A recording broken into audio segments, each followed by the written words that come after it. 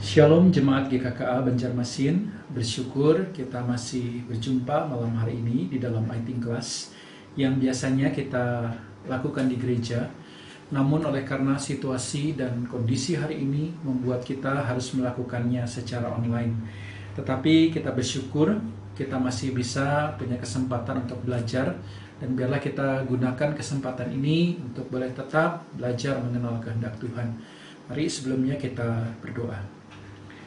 Tuhan, terima kasih malam hari ini kembali kami boleh bersama-sama belajar kebenaran firman Tuhan, dan biarlah kiranya melalui pembelajaran kami boleh dikuatkan, kami boleh diteguhkan akan iman kami kepada Tuhan, khususnya di tengah situasi pandemi COVID-19 belakangan ini.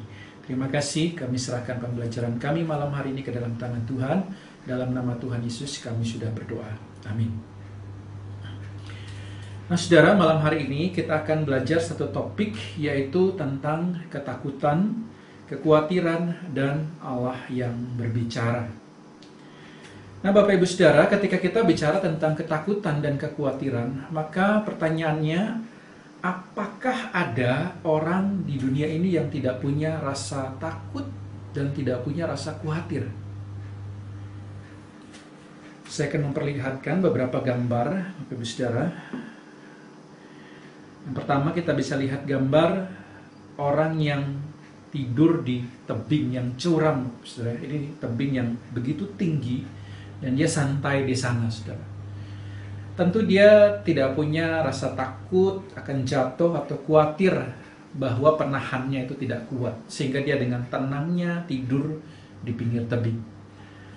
Lalu ada juga orang yang bergantungan di sebuah besi yang melintang.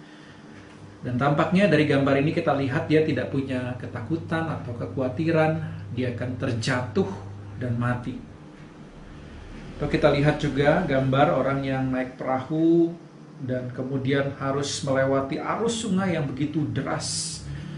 Tetapi kalau kita lihat gambar ini, dia tidak ada rasa khawatir, tidak ada rasa takut, bahkan dia menikmati ancaman maut seperti itu. Lalu kita juga bisa melihat gambar orang yang menaiki puncak gedung yang tinggi, bukan hanya sampai lantai teratasnya, tapi bahkan juga saudara dia naik lagi ke menaranya yang paling tinggi, kecil, dan dia berfoto di sana. Tidak ada rasa takut, tidak ada rasa khawatir bahwa dia akan jatuh dan kemudian mati. Nah dari gambar-gambar ini Bapak Ibu Saudara, paling tidak kita bisa tahu bahwa ada orang-orang seperti ini yang tidak takut ketinggian dan tidak takut resiko kehilangan nyawanya. Tapi pertanyaannya Bapak Saudara, apakah benar bahwa memang ada orang yang tidak punya rasa takut, tidak punya rasa khawatir sama sekali di dalam dunia ini? Bapak Saudara, sebenarnya setiap orang punya rasa takut tersendiri.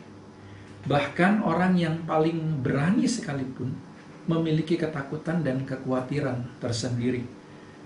Mungkin ada orang yang tidak takut atau khawatir dengan ketinggian, tapi misalnya dia takut kehilangan follower.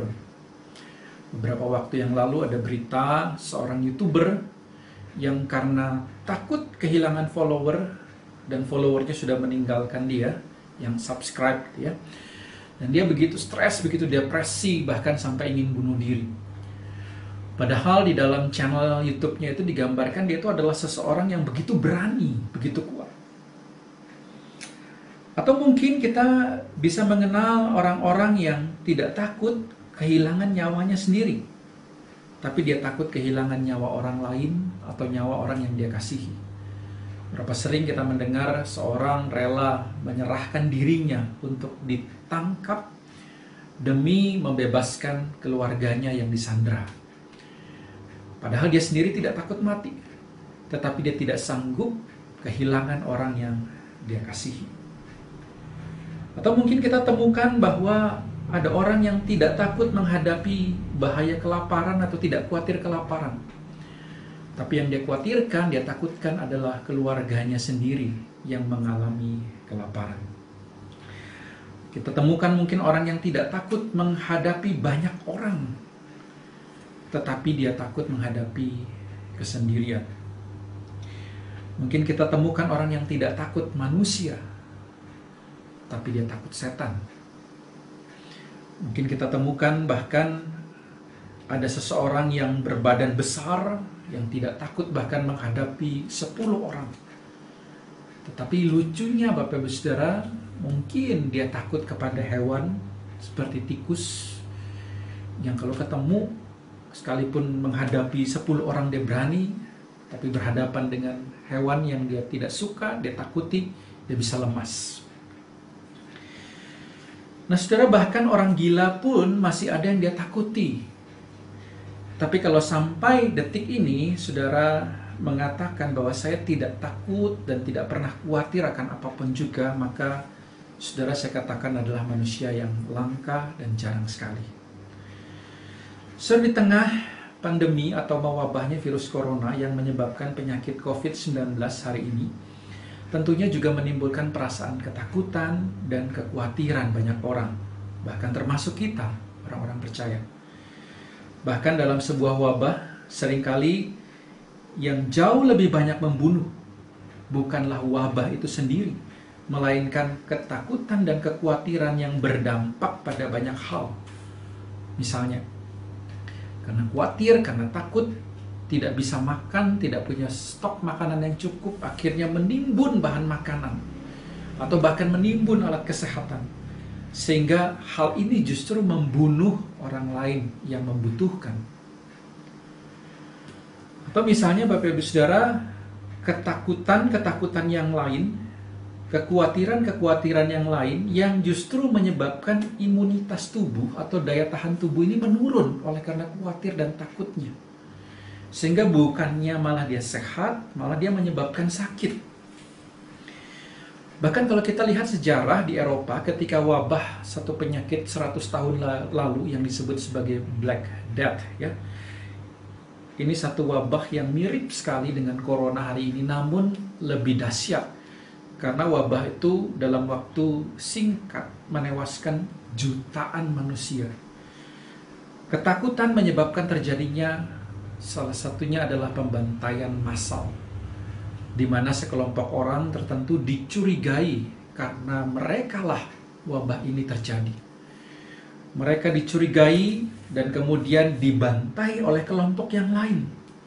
Tetapi setelah dibunuh ternyata tidak ada perubahan. Dan sungguh sayang sekali. Mirip sebenarnya situasi hari ini ketika ada satu negara misalnya yang dicurigai sebagai penyebab ini. Lalu kemudian kita begitu khawatir akan terjadi peperangan. Dan akibatnya kekhawatiran dan ketakutan ini membunuh lebih banyak daripada wabah itu sendiri. Nah Bapak Ibu Saudara, ketakutan dan kekhawatiran itu nyata. Entah kita mau menyangkalinya, kita tidak mau memikirkannya, kita memendamnya saja, atau kita tidak mau membicarakannya.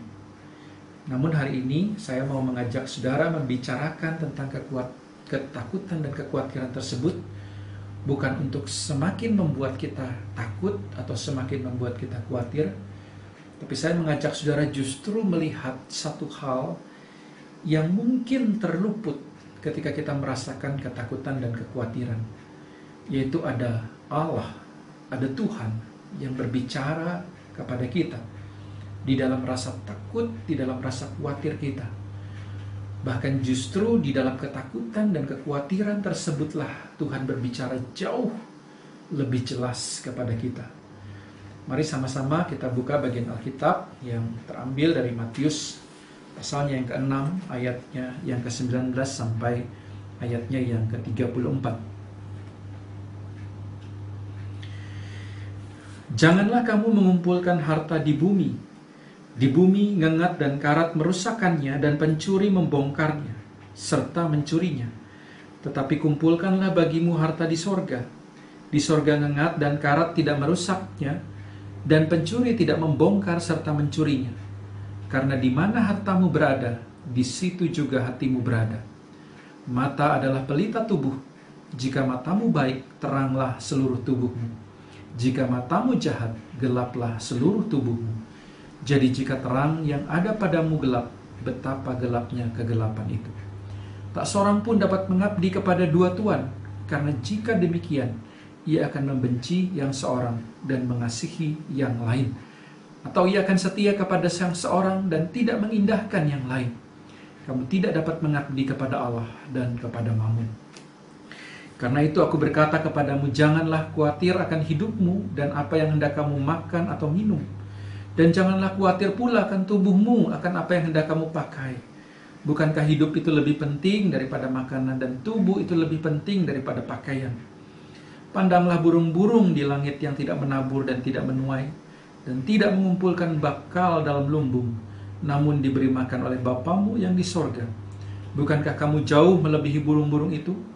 Siapakah di antara kamu yang karena kekhawatirannya dapat menambahkan sehasta saja pada jalan hidupnya? Dan mengapa kamu khawatir akan pakaian?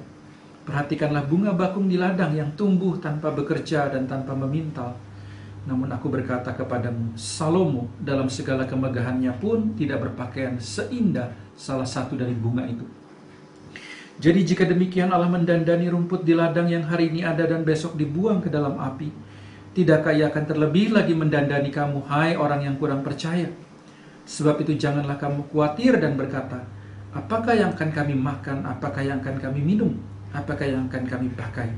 Semua itu dicari bangsa-bangsa yang tidak mengenal Allah. Akan tetapi Bapamu yang di sorga tahu bahwa kamu memerlukan semuanya itu. Tetapi carilah dahulu kerajaan Allah dan kebenarannya, maka semuanya itu akan ditambahkan kepadamu. Sebab itu, janganlah kamu khawatir akan hari besok, karena hari besok mempunyai kesusahannya sendiri. Kesusahan sehari cukuplah untuk sehari. Demikian firman Tuhan. Saudara, ketika kita membaca Alkitab, maka saudara, menurut saudara perintah manakah atau kalimat apakah yang paling sering Tuhan berikan atau katakan kepada umatnya? Apakah jangan mencuri, jangan membunuh, jangan berzina, atau kasihilah sesamamu, kasihilah Tuhan Allahmu? Percayalah kepada Tuhan. Ternyata saudara, kalau kita perhatikan baik-baik, maka perintah atau kalimat yang paling sering Tuhan katakan kepada umatnya, atau paling sering kita dengarkan tertulis di Alkitab ketika Tuhan berbicara kepada umatnya, adalah janganlah takut atau jangan takut. Saudara, mengapa demikian? Karena saudara, Tuhan tahu bahwa sejak dosa masuk ke dalam dunia, dunia ini telah menjadi dunia yang penuh dengan hal-hal yang membuat kita takut dan membuat kita khawatir. Bahkan bukan hanya dunia ini saja saudara, untuk ketemu dengan Tuhan itu sudah membuat kita itu menjadi takut dan khawatir. Kita perhatikan ketika Adam dan Hawa jatuh di dalam dosa, maka hal yang dia rasakan adalah dia takut ketemu dengan Tuhan. Dia bersembunyi dari hadapan Tuhan, padahal biasanya tidak pernah demikian. Manusia sejak berdosa, sudah mengenal dosa, membuat dia begitu ketakutan. Oleh karena dosalah ketakutan dan kekhawatiran itu akhirnya mengancam kehidupan kita. So, sejak kecil bahkan kita sudah mengenal rasa takut dan rasa khawatir. Saudara mungkin masih ingat dulu ketika kecil, saudara mungkin adalah salah satu anak yang tidak berani tidur sendirian atau tidak berani ke kamar mandi sendirian. Bahkan sekalipun mungkin orang tua sudah menemani, tetapi ketika memasuki satu lorong yang gelap atau bagian yang gelap, mungkin kita bisa berpegangan erat pada orang tua. Kenapa? Karena kita khawatir jangan-jangan dari kegelapan itu bisa muncul monster yang bahkan orang tua kita tidak sanggup melawan. Atau saudara, mungkin kita mendengar suara di dapur, lalu kita begitu ketakutan karena terbayang ada makhluk di sana yang siap melahap kita. Makanya saudara, kalau hari ini anak-anak takut ya, orang tuanya kemudian marah sama anak-anaknya, maka coba tanya, emang dulu orang tuanya waktu masih kecil gak takut? Jangan-jangan sekarang pun masih takut orang tuanya ya. Apalagi ketika anak-anak itu banyak nonton film horor, saudara. Tambahlah imajinasinya begitu melayang kemana-mana. Jangan-jangan di dapur itu ada zombie. Jangan-jangan ada hantu di bawah tempat tidur.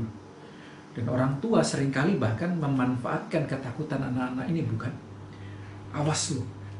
Kalau kamu tidak dengarkan kata orang tua, kamu akan diculik sama setan. Sehingga itu membuat ketakutan, kekhawatiran pada anak-anak. Tapi itu anak-anak. Lalu kemudian setelah beranjak remaja gimana? Mereka mulai menertawakan adiknya tentang gambaran-gambaran monster yang mungkin mereka sudah tidak pikirkan lagi. Tetapi memasuki usia remaja, memasuki usia pemuda, ketakutan dan kekhawatiran itu bergeser arahnya. Anak-anak remaja, anak-anak pemuda mungkin ketakutan dan khawatir bukan lagi terhadap monster, tetapi takut tidak punya teman. Takut dijauhi, takut dibully, atau khawatir dapat nilai buruk, khawatir dimarahi orang tua, dan lain-lain sebagainya. Setelah dewasa, apakah ketakutannya sama, saudara? Ternyata orang dewasa tidak lagi merasakan hal-hal seperti itu. Mungkin sebagian masih. Tetapi ketika dewasa, ketakutan dan kekhawatiran itu beralih, saudara, berganti. Mungkin tidak ada lagi gambaran takut dimarahi orang tua, karena mereka sekarang menjadi orang tua. Tetapi ketakutan tidak bisa memelihara keluarga dengan baik. Kekhawatiran tidak punya penghasilan yang cukup untuk menyekolahkan anak-anak. Ketakutan tidak bisa membahagiakan keluarga. Takut jatuh miskin, takut kena sakit penyakit. Bahkan ketika semakin usia lanjut, semakin ketakutan, kekhawatiran itu melanda. Dari hal-hal ini, saudara, kita bisa lihat bahwa ternyata banyak hal-hal yang dapat membuat kita takut dan khawatir. Bahkan hal itu selalu ada. Sekalipun kita bisa mengatasi ketakutan yang ini, kekhawatiran yang ini, maka dengan cepat ia akan berganti takut kepada hal lain, khawatir kepada hal lain. Lalu apa yang kita bisa lakukan, saudara? Karena seolah-olah ketakutan dan kekhawatirannya tidak pernah habis, tidak bisa habis. Apa yang bisa kita lakukan? Nah, bersyukur tadi kita membaca bagian Alkitab, dan bagian Alkitab juga mengajarkan tentang hal ini. Apa yang kita bisa pelajari, saudara?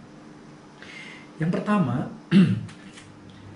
ketika Alkitab bicara tentang kekhawatiran atau ketakutan, Alkitab bicara juga mengenai sudut pandang kita memandang setiap permasalahan atau setiap hal. Ketika kita baca tadi, saudara, Tuhan Yesus memulai pesan tentang jangan khawatir ini. Dia mulai dari sudut pandang harta kekayaan. Sehingga dia katakan, janganlah mengumpulkan harta di dunia, tapi kumpulkan harta di surga. Tuhan Yesus ingin mengatakan bahwa hati kita ini sebenarnya terpaut pada harta yang mana? Harta yang di dunia kah atau harta yang di surga? Makanya Tuhan Yesus katakan, di mana hartamu berada, di situ hatimu berada. Kalau kita terpaut pada harta yang di dunia, maka hati kita berada di dunia ini. Tetapi kalau harta kita berada di surga, maka hati kita terpaut kepada kerajaan surga.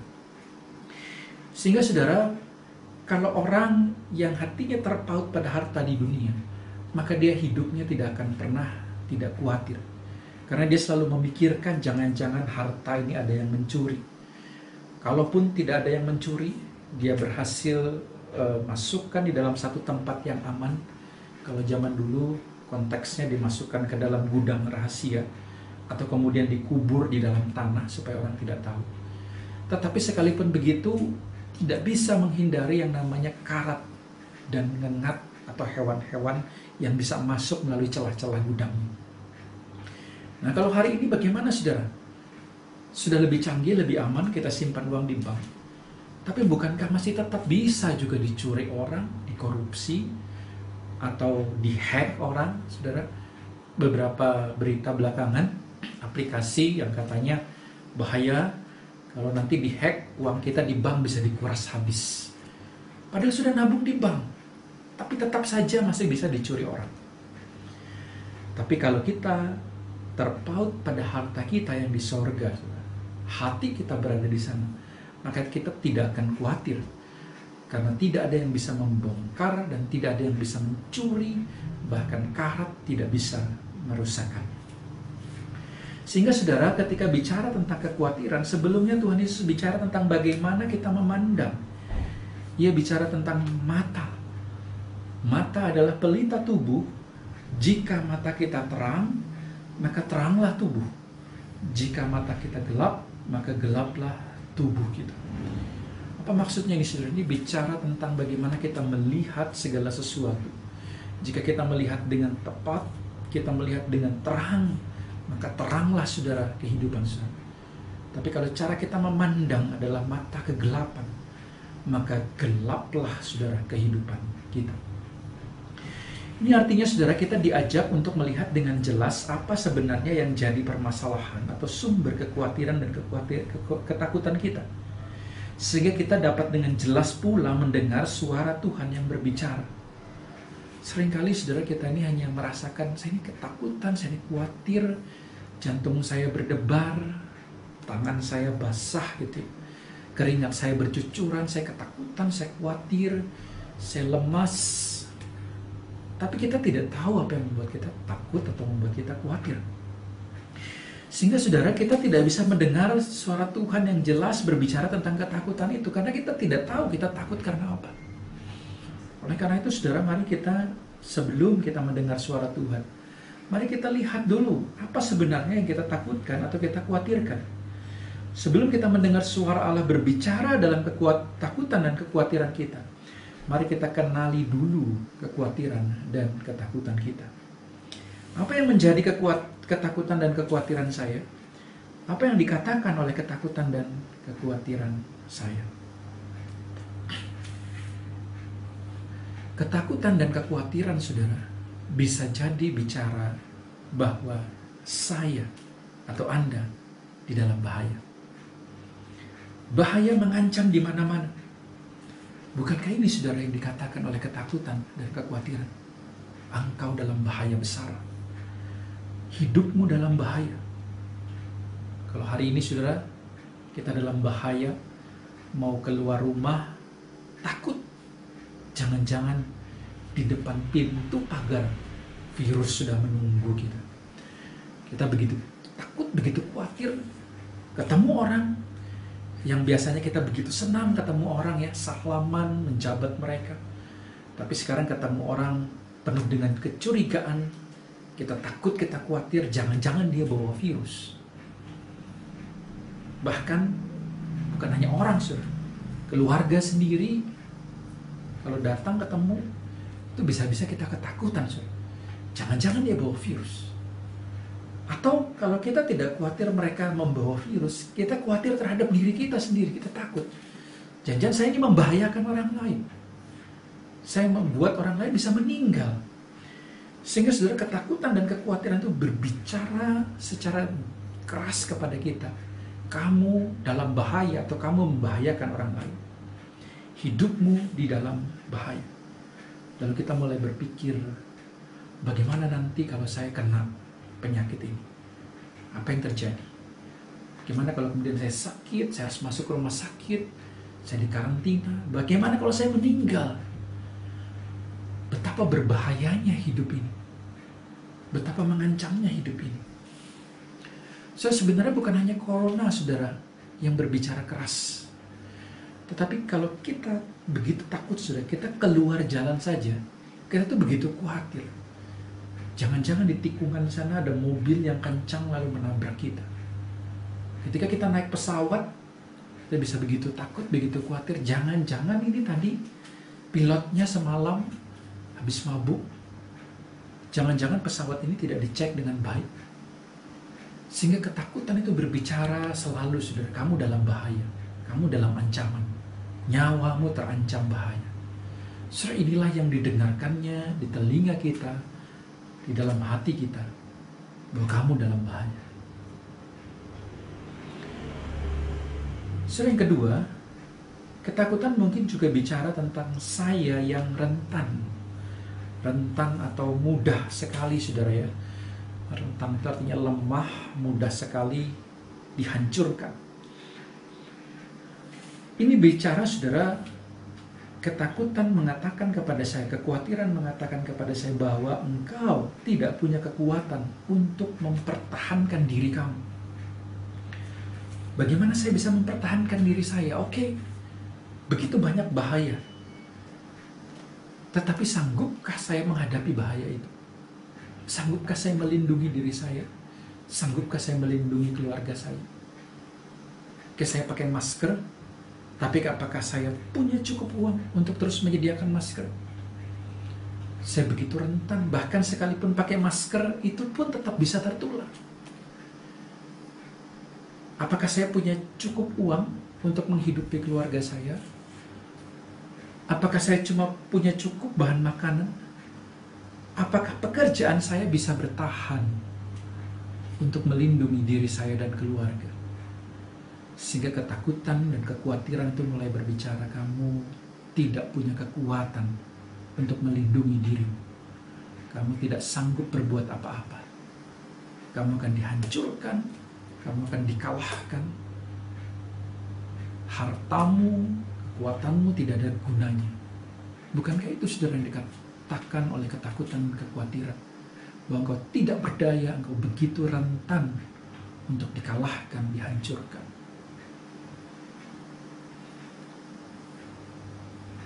Yang ketiga saudara, ketakutan bisa saja atau mungkin saja berbicara tentang bahwa kita sangat mungkin tidak mendapatkan yang kita butuhkan, kita perlukan. Saudara, mungkin di dalam kelemahan, dalam ketakutan, di dalam kekhawatiran kita berharap bahwa kebutuhan kita tercukupi. Kita berharap bahwa Tuhan menolong kita menyediakan apa yang kita butuhkan. Kita berharap semuanya dapat tersedia, tercukupi. Tapi ketakutan bicara keras dan berkata, mungkin kamu tidak akan mendapatkan yang kamu butuhkan. Bahkan yang paling kamu butuhkan, bisa jadi kamu tidak dapatkan. Mungkin harapan-harapanmu tidak tercapai. Dan suara-suaranya saudara berbicara begitu keras kepada kita, yang membuat kita menjadi takut, menjadi khawatir menghadapi kehidupan.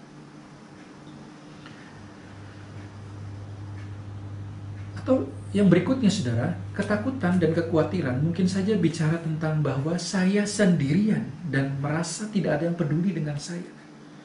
Sekalipun banyak orang di sekitar saya, sekalipun banyak saudara seiman saya, tetapi ketakutan dan kekhawatiran dalam hati kita berkata, mereka tidak bisa diandalkan. Mereka sendiri juga kesulitan, bagaimana mau tolong kamu? Kamu sekarang sendirian menghadapi segala sesuatu. Saudara, ketakutan, kekhawatiran berbisik, bukan hanya berbisik, saudara, bersuara dengan nyaring di telinga dan hati kita. Dia berkata, kamu sendirian, kamu tidak sanggup menopang. Saudara, bukankah ini yang dikatakan ketakutan dan kekhawatiran kita hari ini? Atau mungkin lebih banyak lagi kita mendengarkan suara mereka yang mengatakan kamu tidak mampu, kamu tidak sanggup, kamu adalah orang yang gagal. Ketakutan dan kekhawatiran mengatakan anakmu pasti gagal, usahamu pasti gagal, bisnismu pasti berantakan. Saudara, jangan tutup channel ini saudara, karena kalau saudara tutup sekarang, maka ketakutan saudara akan berlipat ganda. Tapi ini yang saya mau katakan kepada kita malam hari ini. Justru di dalam suara nyaring ketakutan dan kekhawatiran yang yang berbicara di telinga dan hati kita, justru di dalam ketakutan dan kekhawatiran inilah, di sana Tuhan hadir tepat pada waktunya. Dan Tuhan berbicara begitu jelas, begitu keras kepada saudara untuk menguatkan saudara, menolong saudara. Dia ingin mengatakan sesuatu kepada saudara di tengah ketakutan dan kekhawatiran saudara. Yang pertama saudara, apa yang Allah katakan adalah Allah sendiri yang mengatakan kalimat ini. Jangan takut, jangan khawatir. Saudara, perkataan ini sendiri adalah satu jaminan karena yang mengatakan hal tersebut bukanlah pribadi sembarangan. Saudara. Seorang anak kecil yang mungkin masih bisa gemetaran ketika Misalnya orang tuanya membawa melewati sebuah jalan yang gelap. Kenapa, saudara? Karena mungkin dalam pikirannya berpikir, saudara, jangan-jangan orang tuanya ini tidak sanggup menghadapi apa yang ada di dalam kegelapan itu. Sehingga dia menjadi tetap khawatir, dia tetap takut, dia tetap gemetaran, sekalipun orang tuanya berada di dekatnya. Karena ada ketakutan bahwa orang tuanya tidak sanggup menghadapi apa yang ada di kegelapan. Atau misalnya gambaran, saudara, ketika dia berpikir mungkin betapa takutnya ketika ia harus misalnya ke rumah sakit, ke dokter, karena bayangan dia orang tuanya tidak sanggup melakukan apa-apa, sehingga dia harus mendapatkan pelayanan atau mendapatkan satu kondisi orang tuanya tidak bisa apa-apa terhadap kondisinya dia. Namun, saudara, ketika hal ini dikatakan, saudara, jangan khawatir, jangan takut, maka yang mengatakan ini, saudara, bukan pribadi sembarangan, tetapi Allah sendiri, Tuhan sendiri. Tidak ada pribadi yang lebih berkuasa, lebih kuat, lebih mampu, lebih hebat dari dia. Dia adalah pencipta alam semesta ini, yang menciptakan dunia ini, saudara, hanya dengan perkataannya, maka jadi dunia ini. Dia yang menciptakan saudara dan saya hanya dari hembusan nafasnya, maka kita yang tadinya debu tanah menjadi makhluk yang hidup. Sekali lagi, saudara, renungkanlah kalimat ini. Tuhan berkata, jangan takut, jangan khawatir.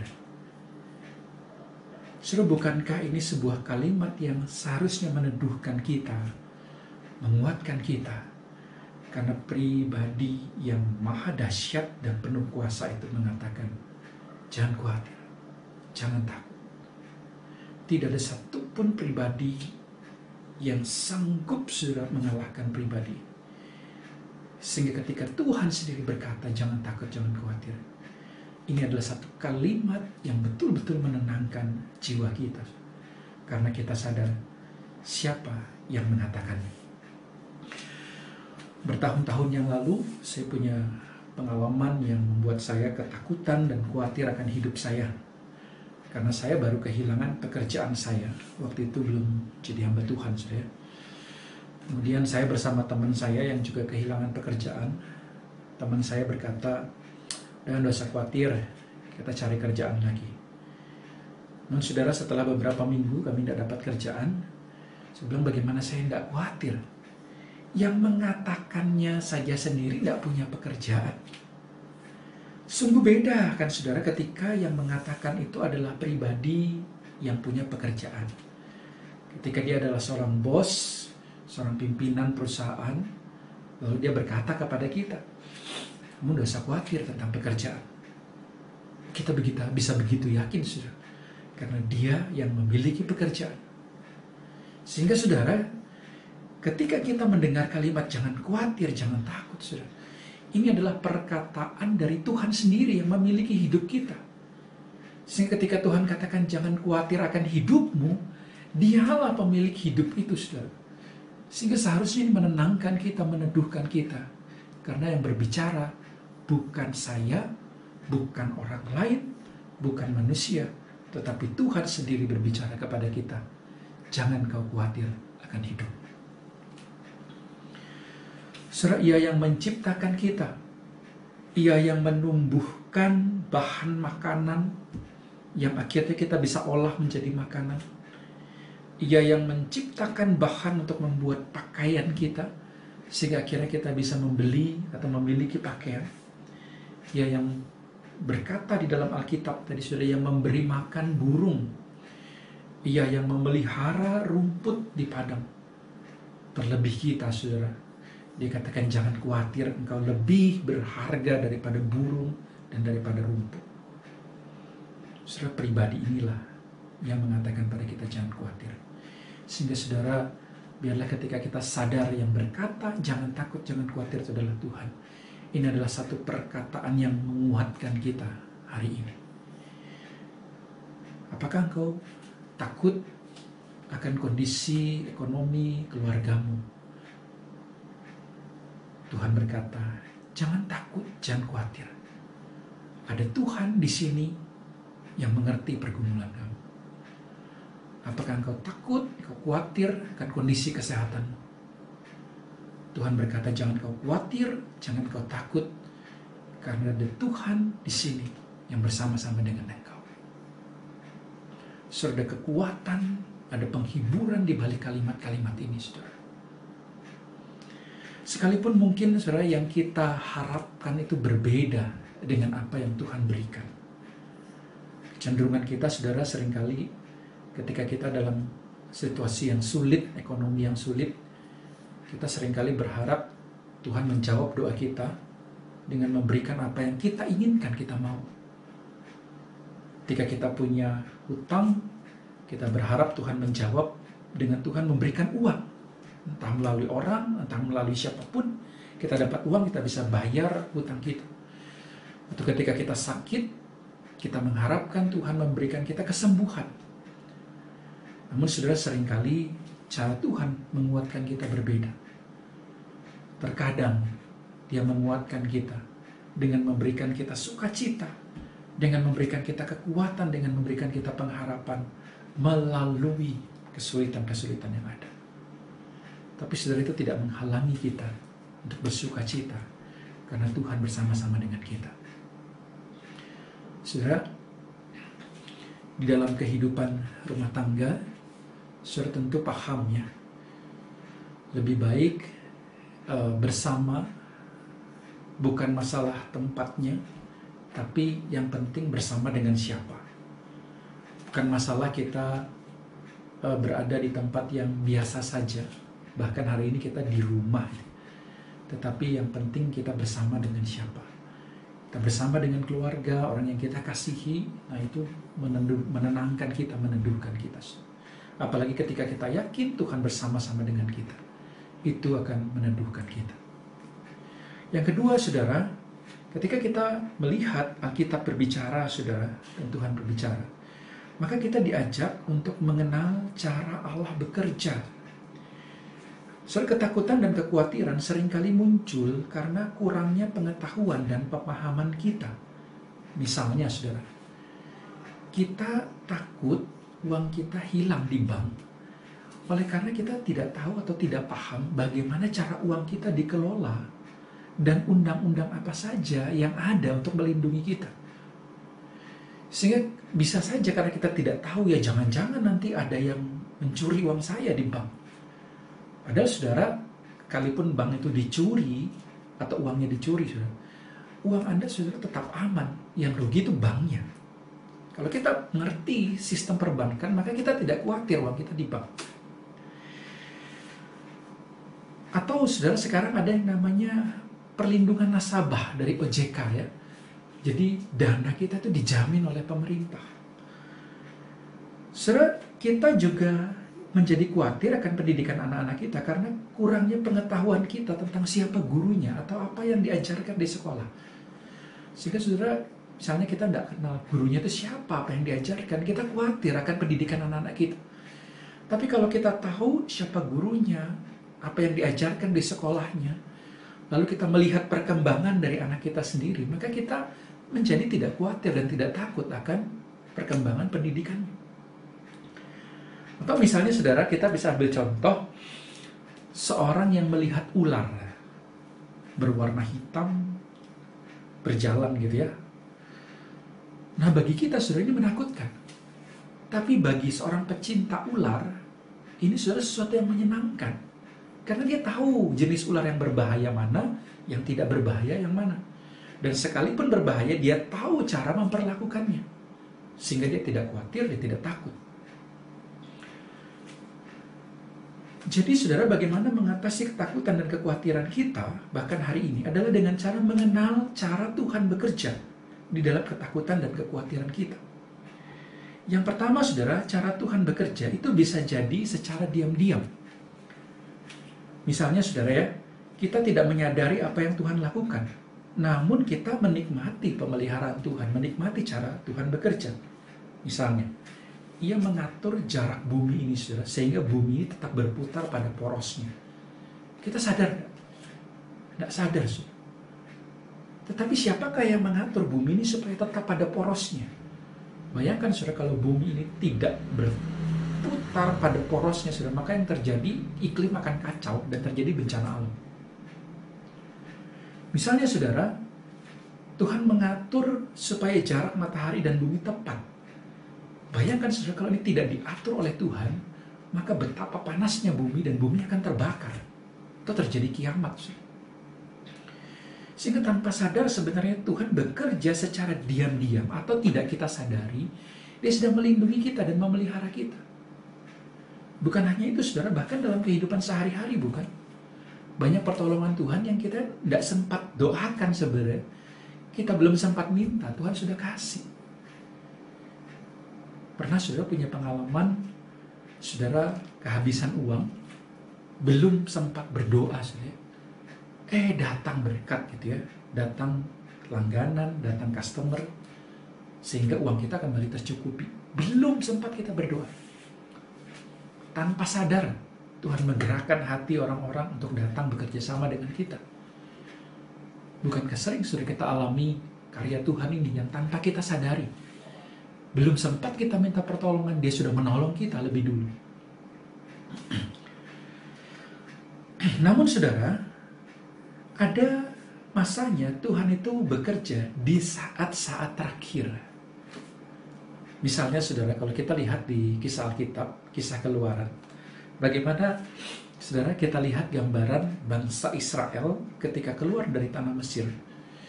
Tuhan sengaja saudara membawa mereka ke padang gurun, lalu bahkan saudara sengaja menempatkan mereka di pinggir laut. Dan kalau saudara baca konteksnya di dalam kitab Keluaran, di depan mereka itu adalah lautan yang dalam. Lalu di sebelah kiri dan kanan itu adalah tebing yang tinggi. Dan di sebelah kiri itu adalah padang gurun yang tidak ada ujungnya. Sementara di belakang mereka itu bala tentara Mesir mengejar dengan kereta. Jadi cepat atau lambat mereka pasti akan dikejar, karena mereka berjalan kaki dan tentara Mesir pakai kereta. Dan Tuhan tidak berkata apa-apa saudara kepada mereka. Disuruh ngapain, enggak? Pokoknya kamu di situ tunggu. Dan saudara, begitu suasana menjadi tegang saudara. Gemuruh tentara Mesir mulai mendekat, kelihatan debunya di ujung jalan sana saudara. Ketika jantung mulai berdegup nih, kapan Tuhan menolong kita? Bagaimana Tuhan menolong kita? Apa caranya menyelamatkan kita? Mungkin sebagian sudah mulai mengeluh gitu kan. Aduh, coba aku gak ikut Tuhan. Pasti aku sudah enak-enakan di Mesir.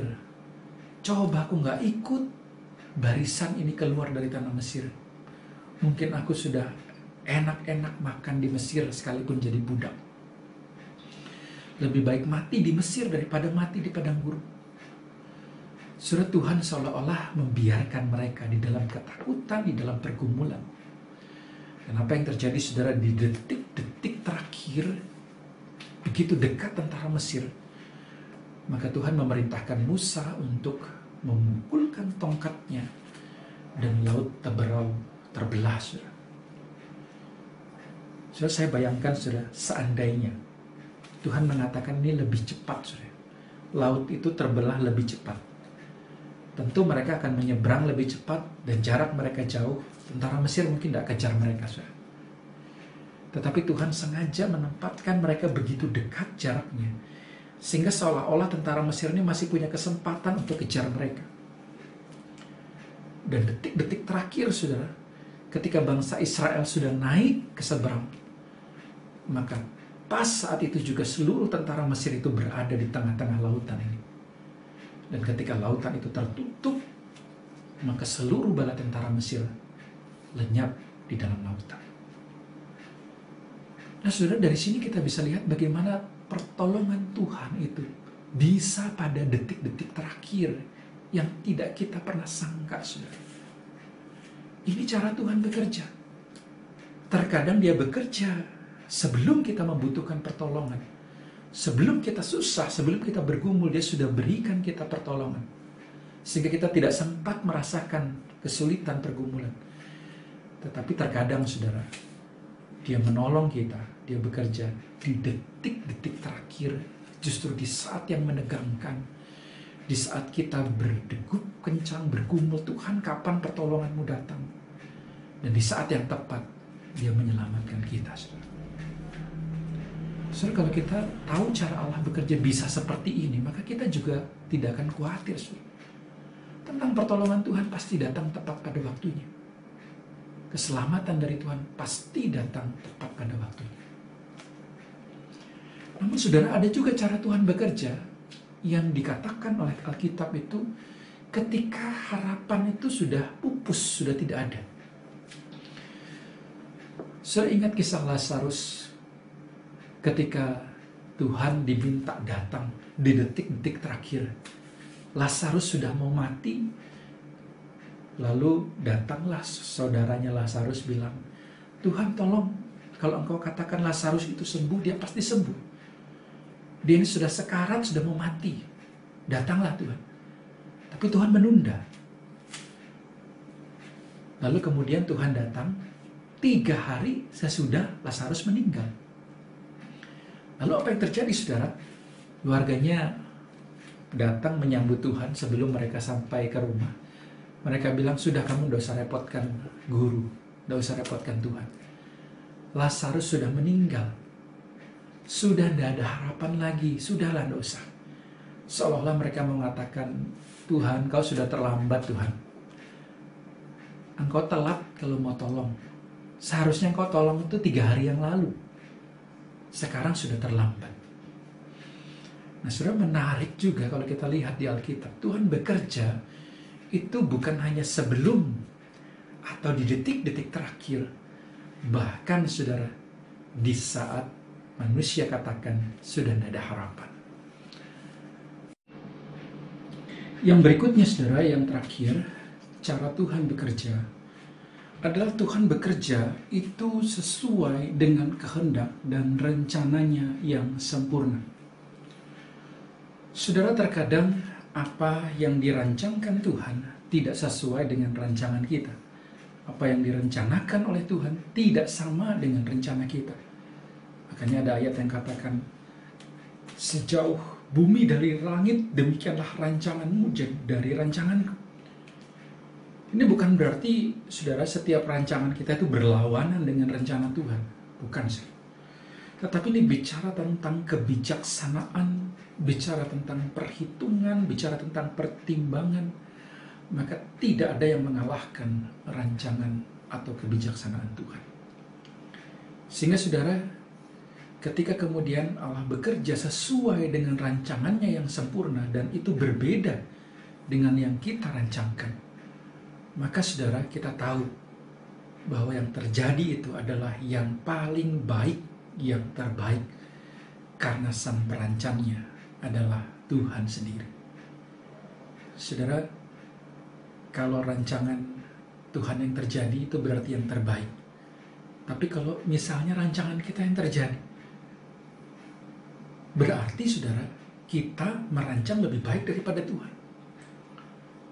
Oleh karena itu saudara, apapun juga yang terjadi, kita percaya itu tetap yang terbaik bagi kita. Ambil contoh saudara, kisah Yesus, satu teladan yang sempurna ketika dia berdoa di Getsemani. Saudara, apakah tidak pantas ketika Yesus berkata, jikalau mungkin jangan cawan, sekiranya cawan ini boleh lalu daripada, sekiranya jalan salib itu tidak perlu dilakukan. Saudara, ini hal yang wajar, saudara. Tidak ada kewajiban Yesus untuk menyelamatkan kita. Yesus tidak berhutang apa-apa kepada kita. Kitalah yang berhutang kepada Tuhan, bukan? Yesus tidak pernah berhutang pengorbanan apapun kepada kita sehingga dia tidak perlu berkorban. Sehingga ketika dia katakan, bisa tidak seandainya mungkin, ini tidak usah terjadi. Itu hal yang wajar, saudara. Tetapi di akhir doanya di Getsemani, Tuhan berkata, biarlah kehendak-Mu yang jadi, bukan kehendak-Ku. Sini menunjukkan, mengajarkan kepada kita bukannya perbedaan kehendak antara pribadi Yesus dan Allah Bapa. Tapi ini mengajarkan kepada kita bagaimana seharusnya kita bergantung kepada Tuhan. Menyerahkan rancangan terbaik yang terjadi, yaitu rancangan Tuhan. Nah saudara, setelah kita mengetahui cara Allah yang bekerja, seharusnya ini membuat kita lebih tenang, tidak lagi merasakan ketakutan dan kekhawatiran karena kehadiran Allah dan caranya bekerja.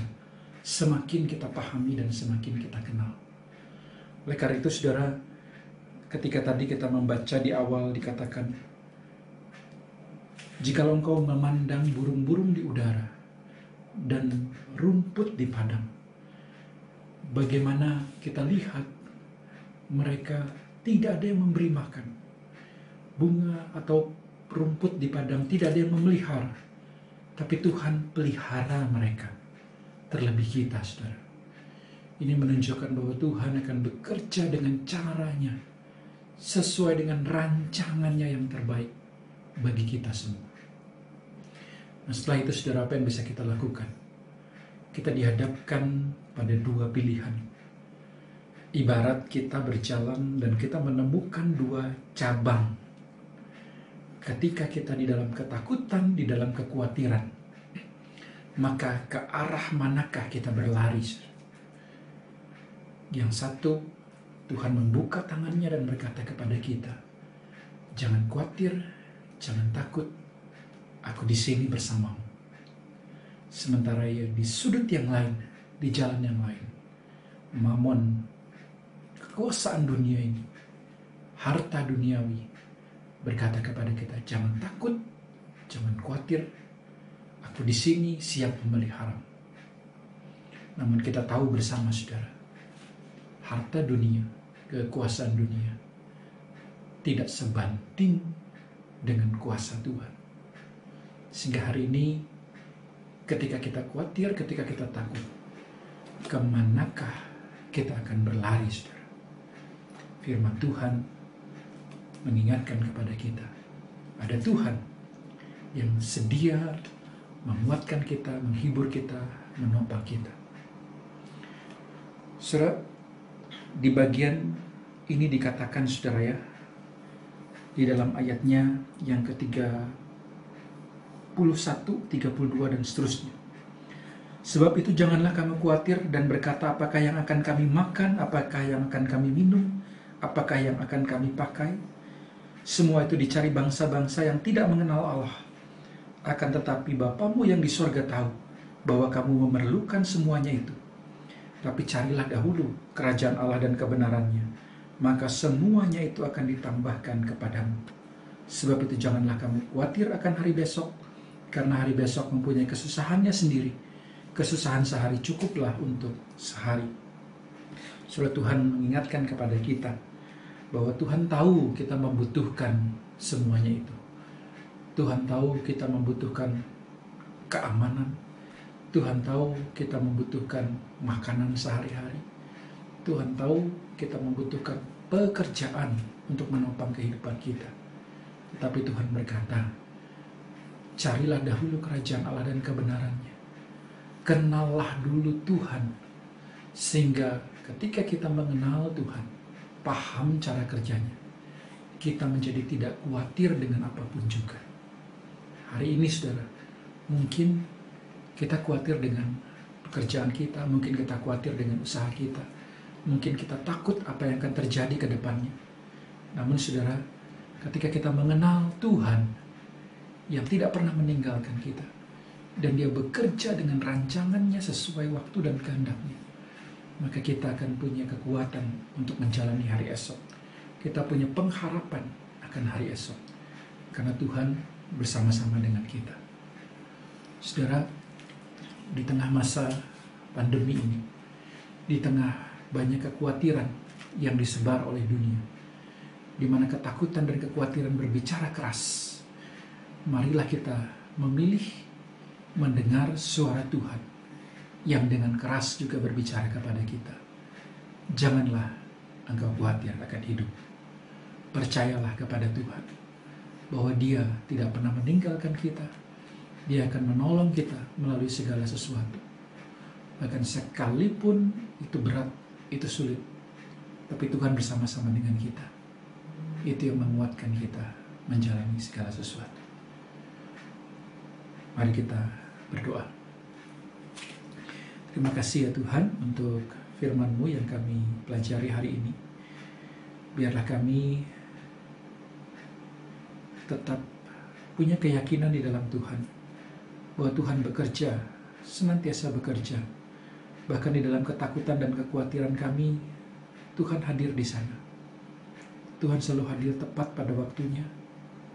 Dan Tuhan pasti akan menolong kami, menguatkan kami dengan cara-cara-Mu, sesuai dengan rancangan-Mu yang terbaik. Terima kasih Tuhan, ini doa kami. Dalam nama Tuhan Yesus kami sudah berdoa. Amin.